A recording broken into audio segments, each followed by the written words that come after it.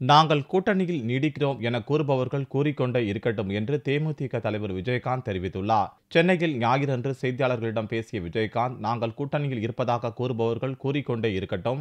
எங்களை பொறுத்தவரை தேர்தல் கூட்டணி குறித்து அறிவிப்பதற்கு இன்னமும் காலம் இருக்கிறது என்றார். சட்டசபை தேர்தலுக்கான கூட்டணி குறித்து கட்சியின் செயற்குழு பொதுக்குழு கூடி முடிவெடுக்கும் என்ற விஜயகாந்த், கூட்டணி தொடர்பாக நேரம் வரும்போது அறிவிப்பேன் என்றார். 2016ஆம் ஆண்டு தேர்தலில் அதிமுக நிச்சயம் ஆட்சியை பிடிக்காது என்று தெரிவித்த விஜயகாந்த், ஜல்லிக்கட்டு விவகாரத்தில் 37 அதிமுக எம்பிக்கள் என்னதான் செய்து கொண்டு இருந்தனர் என்று கேள்வி எழுப்பினார்.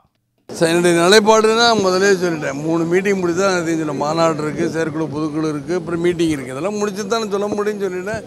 அது வரைக்கும் என்ன வேணாலும் நீங்கள் எப்படியுமா உங்கள் பத்திரிக்கை உங்கள் டிவிக்கு தகுந்த மாதிரி எதாவது சொல்லிக்கிட்டேன். இப்படி சொல்கிறேன். தனிப்பட்ட முறையில் திமுக தலைவர் கருணாநிதி அழைப்பை நீங்கள் எப்படி பார்க்குறீங்க? அந்த முதல்ல சொல்லி எல்லாருக்கும் நன்றின்ட்டேன்ல. இதுக்கு மேலே என்ன அழைத்து எல்லாருக்கும் நன்றின்ட்டேன்.